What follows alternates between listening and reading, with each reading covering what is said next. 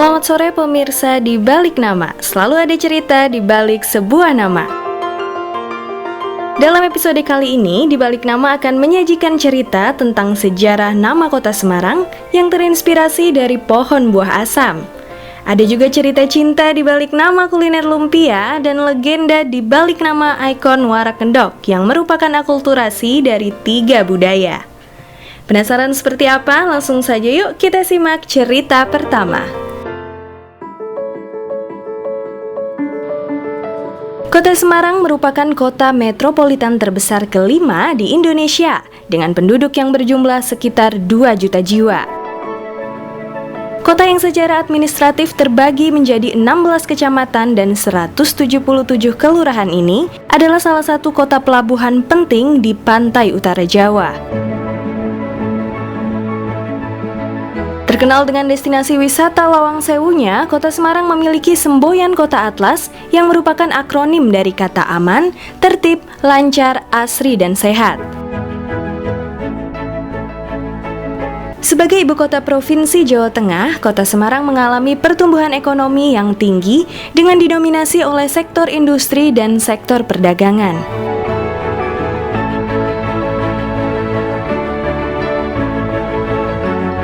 Kota yang memiliki beberapa julukan seperti Kota Lumpia, Venesia Van Java, dan The Port of Java atau Pusat Pelabuhan Pulau Jawa ini memiliki penduduk yang mayoritas beragama Islam dan berasal dari suku Jawa, serta menggunakan bahasa Jawa sebagai bahasa kesehariannya.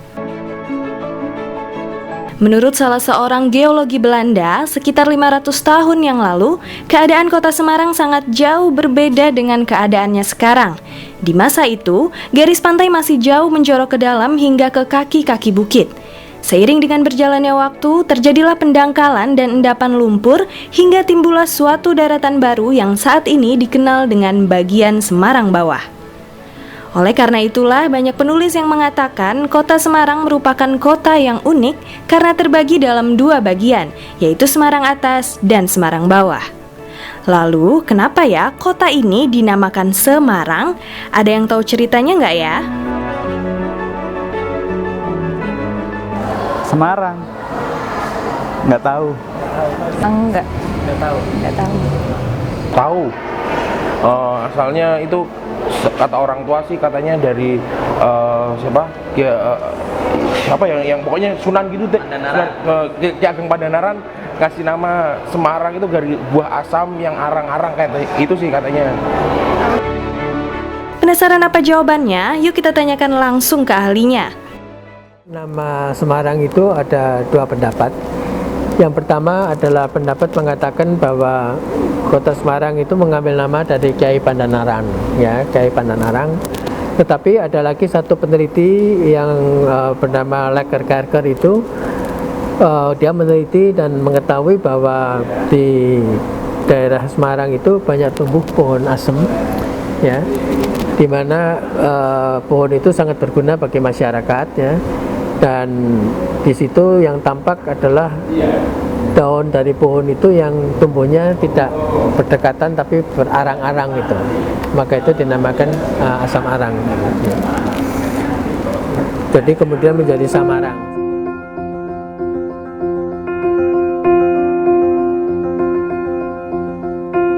Jadi, nama Semarang itu berasal dari 2 kata asam dan kata arang. Kosakata dalam bahasa Jawa yang artinya jarang.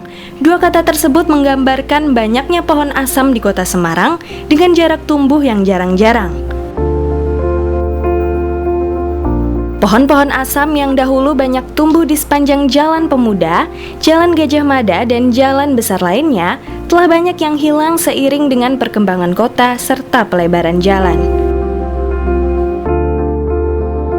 Mengenai kapan lahirnya kota Semarang, dalam salah satu buku karya almarhum Amin Budiman yang berjudul Semarang Riwayatmu Dulu, tertulis kota Semarang lahir pada tahun 1476, diawali dengan kedatangan Ki Pandan-Arang ke kawasan Mugas, yang dikala itu masih berupa semenanjung besar atau daratan sempit yang diapit oleh perairan yang berdekatan. Ki Ki Pandanaran yang diyakini sebagai keturunan Kerajaan Demak saat itu bertugas untuk mengislamkan penduduk yang bermukim di daerah tersebut. Semakin lama, para pengikut Ki Pandanarang semakin bertambah banyak hingga menjadi suatu pemukiman penduduk yang teratur. Oleh karena itulah, muncul legenda lain yang mengatakan bahwa kata arang dalam nama Semarang berasal dari nama Kiai Pandanarang, Bupati Semarang yang pertama yang juga dikenal dengan nama Kiai Pandanaran atau Ki Gede Semarang.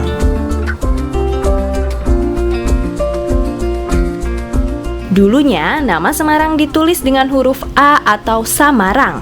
Sekitar abad ke-19 sampai 20 silam, Syekh Wali Lanang yang merupakan rekan Kiai Pandanarang dalam menyebarkan agama Islam menggantinya menjadi nama Semarang. Setelah ini, di balik nama masih punya cerita menarik dari sejarah di balik nama lumpia yang merupakan salah satu makanan khas kota Semarang. Jangan kemana-mana.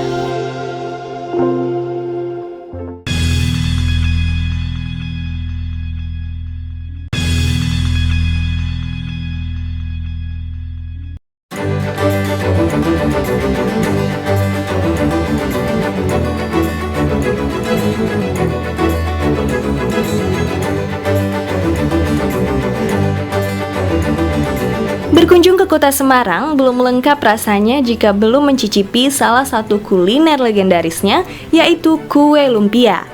Makanan dengan cita rasa gurih dan manis ini umumnya berbahan dasar rebung, sayuran segar, daging, dan telur yang dibungkus dengan kulit tipis dari tepung gandum.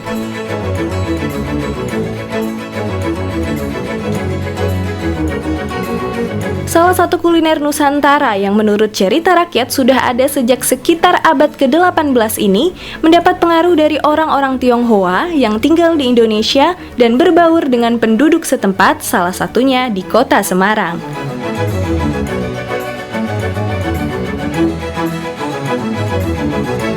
Menurut legenda, orang-orang Tionghoa mendatangi kota Semarang dengan menaiki kapal besar dan mendarat di daerah Mangkang untuk berdagang. Dan dalam perkembangannya, banyak orang Tionghoa yang kemudian membaur dengan penduduk setempat. Pada masa-masa awal terjadinya pembauran, rumah-rumah kaum pendatang Tionghoa masih sama dengan rumah penduduk sekitar. Barulah pada sekitar abad ke-17, para pendatang Tionghoa mulai membangun rumah bergaya arsitektur khas seperti daerah asalnya.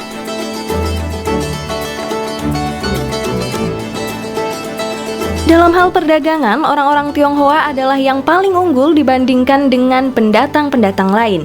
Oleh karena itulah penguasa Belanda di kala itu mengangkat seorang ketua Tionghoa untuk menangani hal-hal yang berhubungan dengan perdagangan dalam kekuasaan Belanda. Salah satu pengaruh kebudayaan Tionghoa di kota Semarang sangat terasa pada nama kuliner khasnya, yaitu lumpia.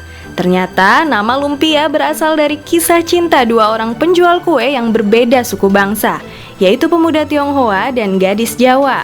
Ada yang tahu nggak ya gimana ceritanya? Lumpia kayaknya. Tahu aku lumpia.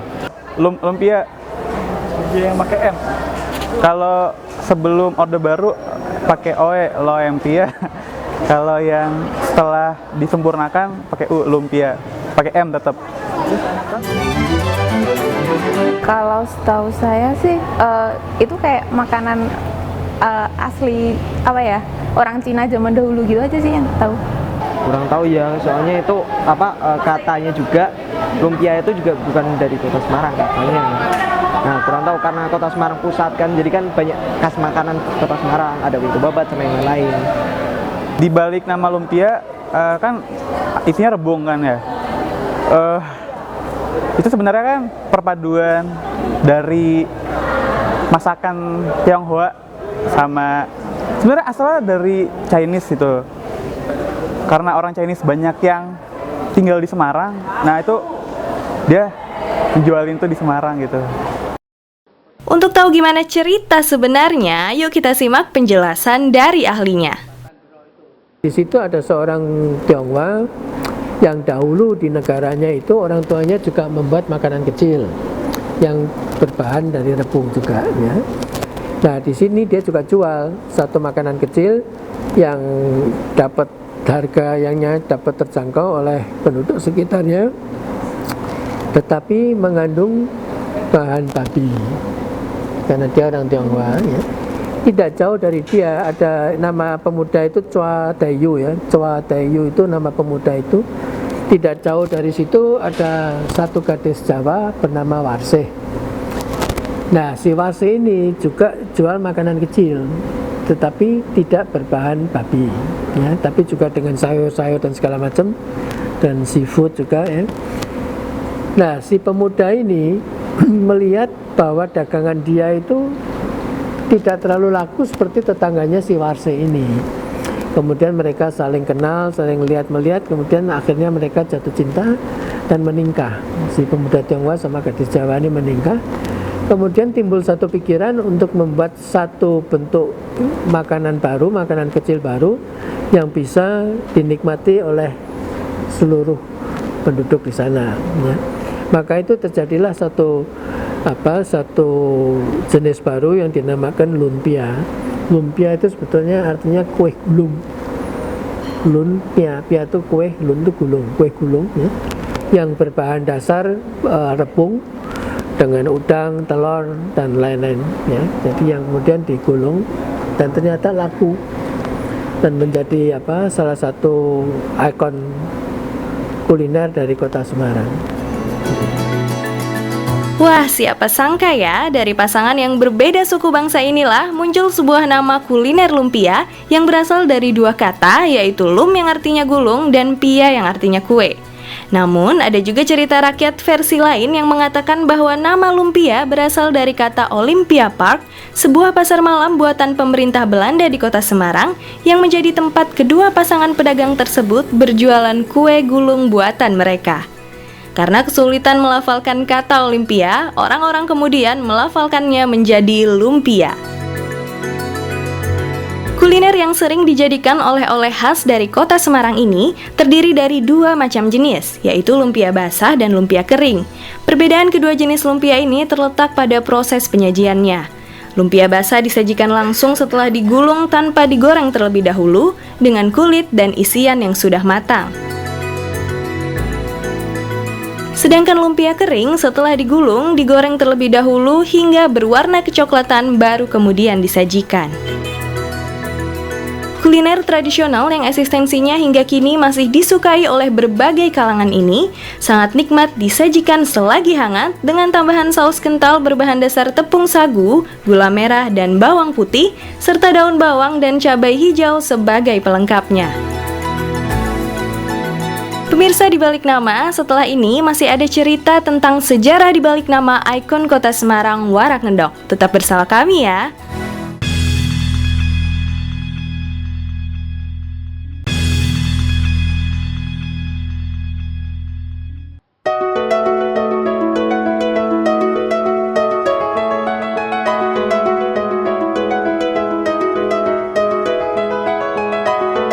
Selain terkenal dengan lumpia sebagai makanan khasnya, kota Semarang juga memiliki ikon kota yang unik berupa patung binatang rekaan bernama Warak Ngendok. Patung yang berdiri gagah di Taman Pandanaran Kota Semarang ini merupakan simbol akulturasi dari tiga etnis dan budaya dominan yang ada di kota Semarang, yaitu Jawa, Arab, dan Cina. Salah satu bentuk seni kerajinan rakyat Semarang ini tidak diketahui dengan jelas siapa nama penciptanya dan kapan pertama kali dibuat. Namun bentuknya diyakini memiliki nilai-nilai simbolis yang mempresentasikan perilaku masyarakat Semarang. Nah, sebelum kita bahas lebih lanjut mengenai unsur-unsur simboliknya, ada yang tahu nggak ya kenapa kerajinan ini bernama Warak Ngendok? Kalau itu kurang tahu nggak? Warak mungkin, warak itu kenyang, endok itu telur mungkin ya. Kenyang makan telur kali. Katanya sih naga bertelur gitu, mungkin dari situ kali. Mungkin warak endok naga yang bertelur kali. Iya. Tahu aku kepalanya tuh kayak naga gitu ya. Tapi kalau badannya sih kurang tahu. Setahu saya sih naga sama apa gitu. Kuda kali. Itu perpaduan naga sama kuda. Yang mana naganya, mana kudanya? Oh, naganya ada di kepalanya, sama kudanya di kakinya. Daripada bingung menebak-nebak, kita tanyakan aja yuk ke ahlinya. Warak itu sejauh yang kita ketahui ya, dari bahasa Arab, wirai, W-I-R-A-I, wirai itu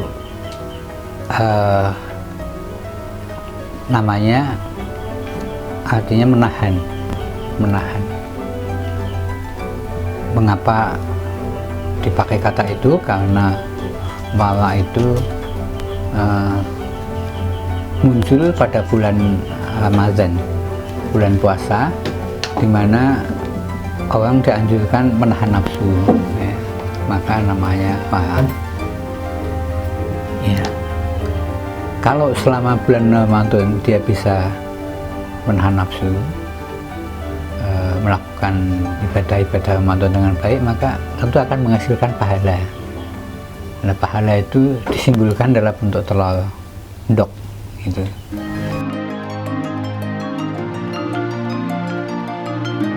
Jadi pemirsa, kata warak itu berasal dari kata wirai, kosakata dalam bahasa Arab yang artinya menahan. Sedangkan ngendok berasal dari kata endok, kosakata dalam bahasa Jawa yang artinya telur, yang merupakan simbol dari pahala yang didapatkan kaum muslim yang berhasil menahan diri atau berpuasa di bulan Ramadan. Menurut Yongki Tio, dalam salah satu buku karyanya terdapat beragam pendapat mengenai visualisasi wujud tubuh warak kendok. Ada yang berpendapat bahwa binatang warak merupakan perwujudan dari binatang sakti dalam kebudayaan Arab. Namun ada pula yang berpendapat bahwa patung warak merupakan wujud binatang rekaan dalam mitos kebudayaan Cina dengan hewan kilin sebagai kepalanya. Mengenai unsur simboliknya, menurut Jawahir Muhammad, salah satu unsur simbolik dalam warak ngendok terdapat pada bagian-bagian tubuh warak tersebut. Dalam struktur tubuh warak kendok, kepala kambing diposisikan sebagai kepala warak.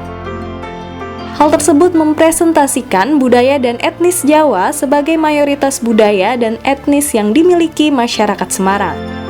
Binatang kambing dipilih sebagai simbol budaya dan etnis Jawa karena dalam salah satu tradisi Jawa yang dipengaruhi ajaran Islam, apabila seorang anak dilahirkan dan sudah berumur 40 hari, orang tua anak tersebut dianjurkan untuk melakukan upacara dengan menyembelih kambing, yang sebagian dibagikan ke tetangga dan sebagiannya lagi didoakan lalu dimakan bersama.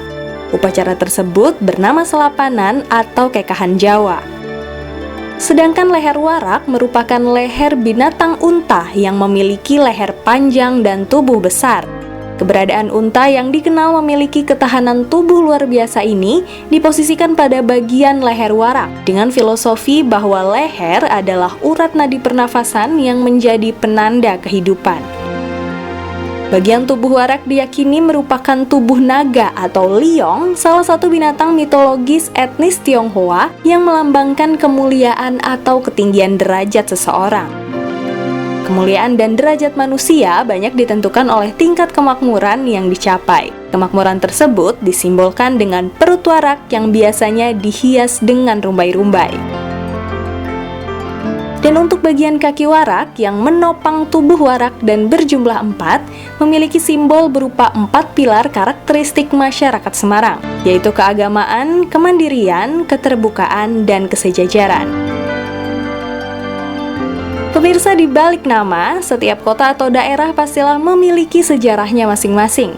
Beragam cerita sejarah tersebut nantinya akan menjadi warisan yang berharga jika kita semua senantiasa melestarikannya. Sekian dulu cerita dalam episode kali ini. Sampai jumpa lagi minggu depan dengan beragam informasi menarik lainnya mengenai sejarah di balik sebuah nama. Terima kasih telah menyaksikan Di Balik Nama, di mana selalu ada cerita di balik sebuah nama.